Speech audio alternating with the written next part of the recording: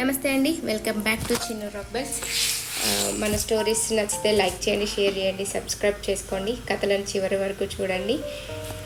సూర్యుడు వాయువు కూడా అధిక శక్తివంతులే. వారిద్దరి మధ్య ఒకరోజు పెద్ద వివాదం జరిగింది. వాయువు కంటే నేనే శక్తివంతున్నని సూర్యుడు, సూర్యుని కంటే నేనే శక్తివంతున్నని వాయువు వాదిస్తున్నారు. అందుచేత వారిద్దరిలో ఎవరు బలవంతులో తేల్చుకోవాలని నిర్ణయించుకున్నారు. ఇంతలో వారికి ఒక దుప్పటి కప్పుకొని వెళ్తున్న మనిషి ఒకడు కనిపించాడు. ఆ మనిషి వంటిపై నుండి దుప్పటి తీసివేసేలా ఎవరు చేస్తే వాళ్ళే బలవంతులు అని వాయువు, సూర్యులిద్దరూ ఒప్పందం చేసుకున్నారు. ఇక వాళ్ళ బల ప్రదర్శన మొదలైంది. వాయువు తన శక్తి కొలది గట్టిగా వీచడం మొదలుపెట్టాడు. దాంతో ఆ మనిషి చలివేసి దుప్పటిని ఇంకా దగ్గరగా కప్పుకొన్నాడు. వాయువు మళ్ళీ చాలా ఎక్కువ శక్తితో వీచడం ప్రారంభించాడు.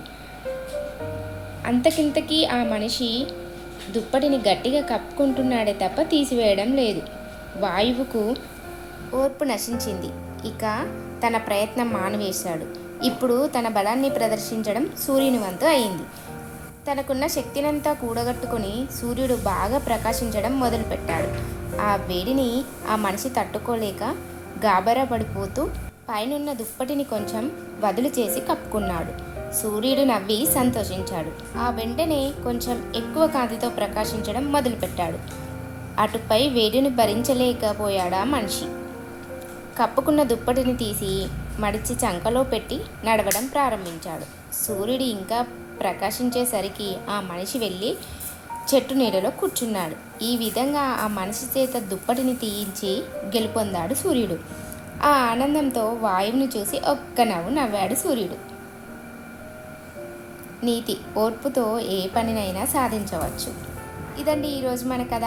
ఓర్పుతో ఉంటే ఏ పనినైనా సాధించడం అనేది మన జీవితంలో కూడా జరుగుతుంది. కొంచెం ఓర్పుగా ఉండి చేసుకుంటే ఏ పనైనా సాధ్యమే. అసాధ్యం కానిది కూడా సుసాధ్యం మనం చేయవచ్చు. ఈ కథ ద్వారా మనం తెలుసుకున్నాము. మన కథలు ఎలా ఉన్నాయో మీరు కామెంట్ రూపంలో తెలియజేయచ్చు. If you like this video please like, share and subscribe Chinnu rock bells. గంట సింబల్ ఆన్ చేసుకోండి, నోటిఫికేషన్ వస్తుంది.